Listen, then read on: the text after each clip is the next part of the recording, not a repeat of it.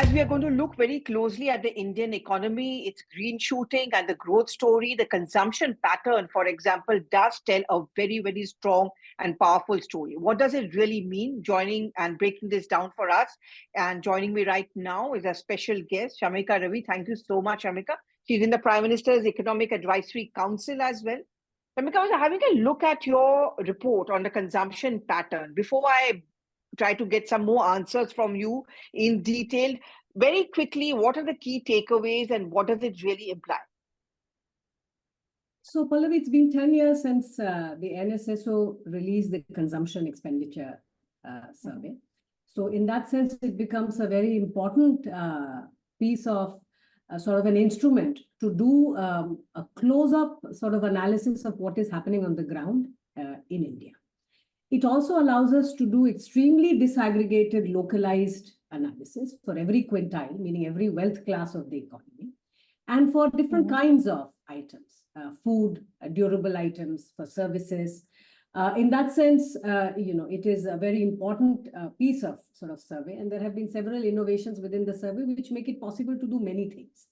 So this first comprehensive report that we have published as an EAC working paper, which is joint with Professor Mudit Kapoor from ISI and the ISI nutrition team. Basically, it moved towards nutrition and health, but there are other subsequent analyses which will also come out in time. First of all, for people like me who watch development, it's quite reassuring to see very significant measures of progress. Whether it is in terms of how much on an average are people spending on food, for instance. Until now, we've always spent a very large amount. In fact, majority of spending has been on food. And that's why the food within the CPI basket or the consumption basket overall becomes a very important thing to track. For the first time now since 70s, when NSS started collecting this kind of survey, we've seen this number fall below 50%.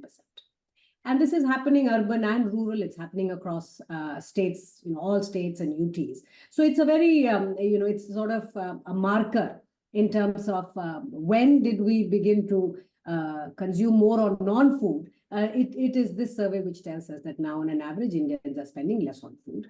If you look at other kinds of durable items, etc., then, it is not just, again, in terms of what exactly is happening, but the distribution of the change across different wealth categories.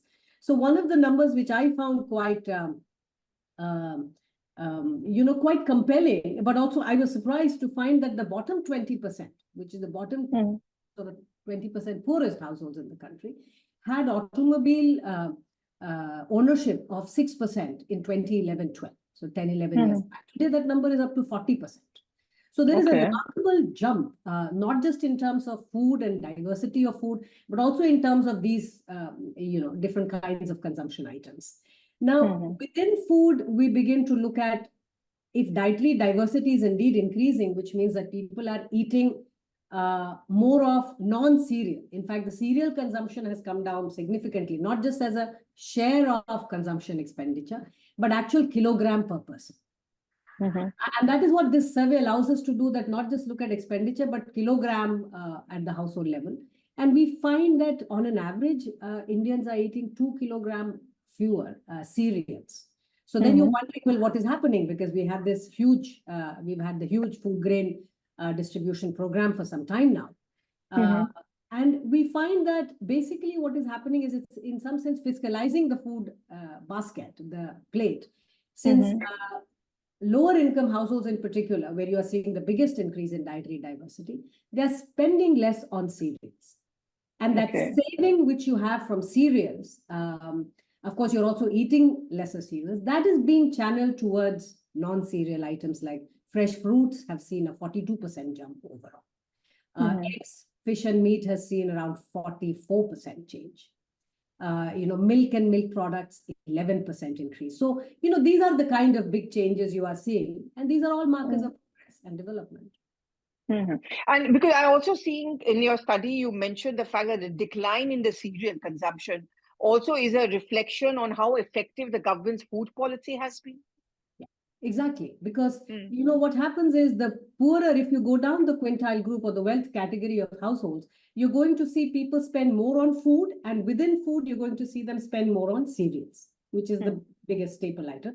And in this case, you are seeing that the biggest increase in the non-cereal items has been in the bottom 20% category. So you're therefore in a position to say that these are the segments which are targeted for the food grain distribution program. And particularly after the pandemic, it has been significant amount per household. You are seeing, that is why I call it a fiscalization of the food basket.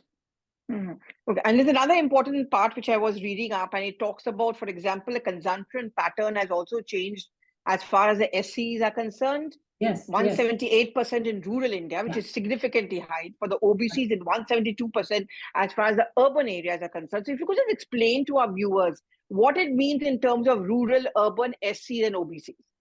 When we look at average changes, which is what a lot of the national conversations are around, and of course, given India's growth, it is not surprising that we are seeing averages change so significantly. But the real story is if you disaggregate it, not just regionally, SC, ST, OBC, so social categories, geographic differences, you're going to look at different wealth categories. And that is why when you look at rural urban, which in the case of NSS, we do them separately because there are issues about weightage and you don't want to combine rural and urban. So we usually study this separately for rural areas and for urban areas. And we find that the biggest increase in the monthly per capita consumption expenditure has been for the scheduled caste category, which is around, it's more than 170%, which is the highest. And in the urban areas, the highest increase is for the OBC.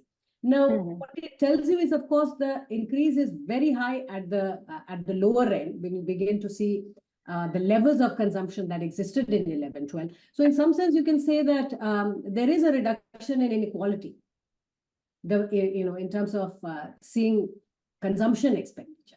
So from the consumption side, you're seeing reduction in inequality. Okay.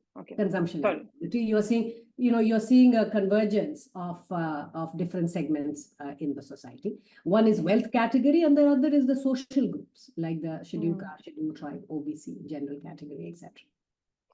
And to bring it back to the political narrative which is going on, that we have an urgent need for caste census, because we need to understand that, jitni abadi, jitna haq, how much is the money going and facilities or policy benefits of the government's policies are going to the right kind of people. Your study, does it throw up an urgent need for a caste census, and why so?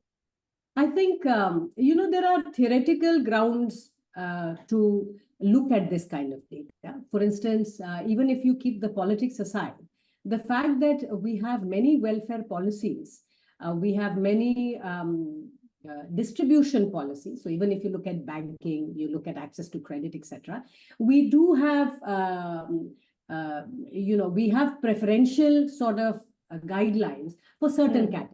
Right? We call it the priority sector. It could be women, so on.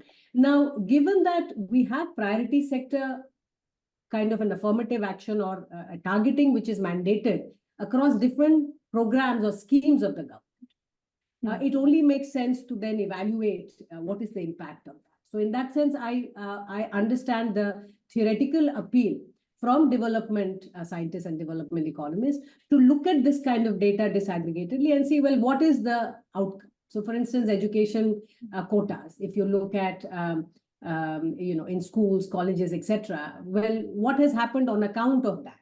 Health, two different kinds of schemes that exist.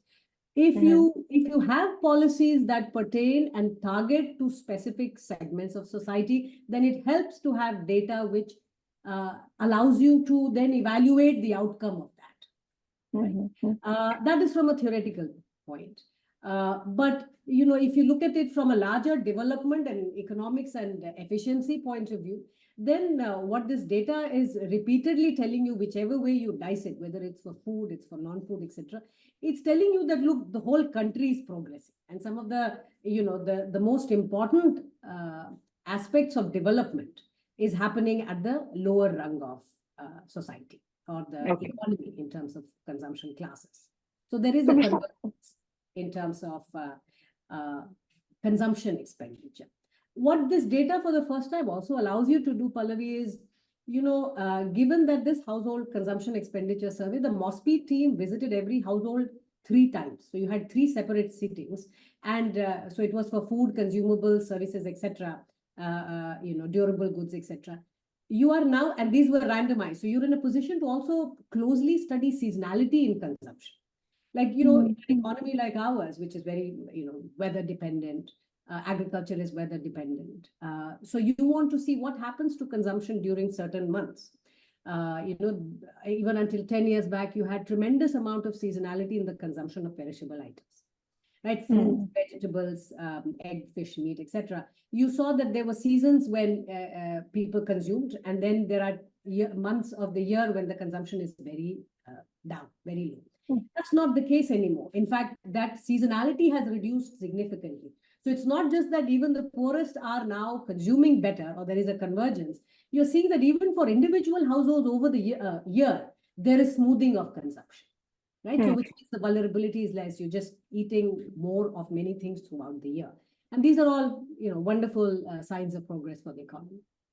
And that brings me to the elephant in the room, China issue, the unemployment issue. Would you say a change in consumption patterns also reflects what is called a growing economy? And the naysayers say that there are no jobs, people are unhappy. What would you want to say to them on the basis of this study? Well, clearly, if you look at the consumption pattern, then that totally defies the naysayers.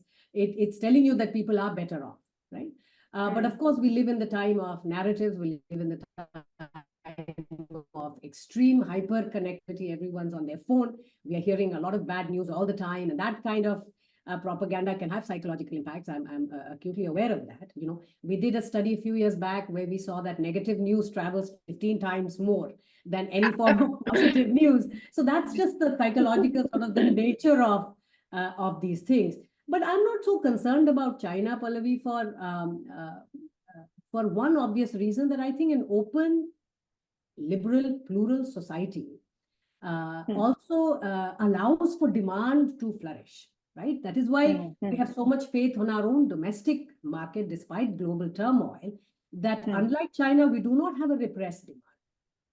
They have officially repressed their demand to basically favor trade and exports.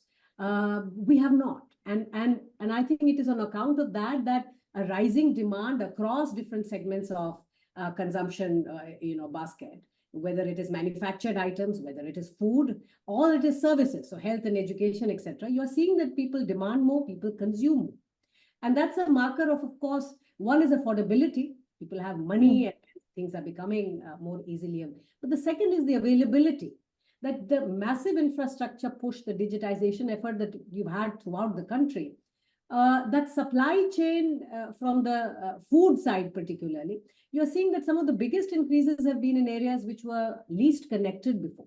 So some of the biggest increases you've had in places like Northeast or remote districts, right, which were far away from the headquarters. Now supply chain is far, far superior. So I suspect this is only, you're going to see an improvement continue.